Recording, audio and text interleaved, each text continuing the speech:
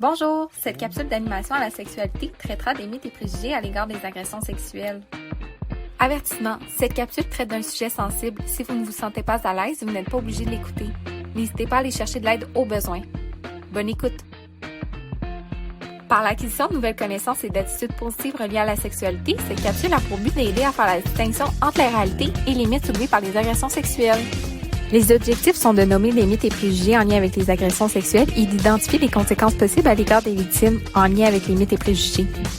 Pour débuter, faisons un petit rappel. Qu'est-ce qu'une agression sexuelle? Je vous laisse lire la définition.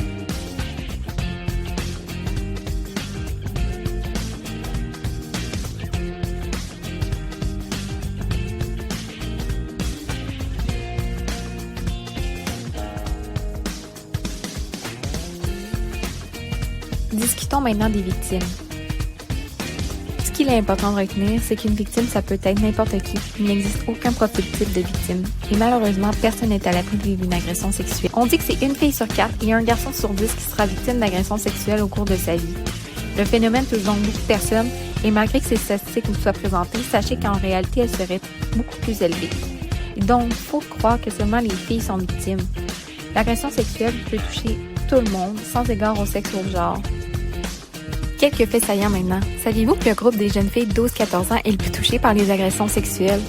Saviez-vous également que les fausses déclarations sont assez rares? Quand une personne dénonce son agression sexuelle, ce n'est pas dans l'optique de rechercher de l'attention. La vérité, c'est qu'il n'existe aucune raison qui permet de justifier une agression sexuelle. C'est une prise de pouvoir sur une autre personne afin de la soumettre à ses propres désirs. Donc la seule personne coupable, c'est l'agresseur, et ce n'est pas parce qu'il a des pulsions incontrôlables. Bien au contraire, la majorité sont motivées par une prise de pouvoir et de domination. Les mythes et préjugés peuvent avoir plusieurs impacts chez les victimes.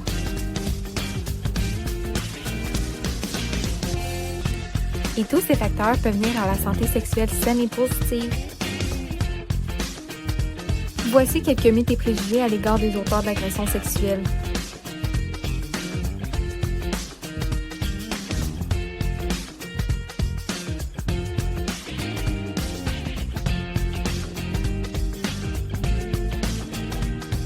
Voici ici quelques précisions sur le consentement.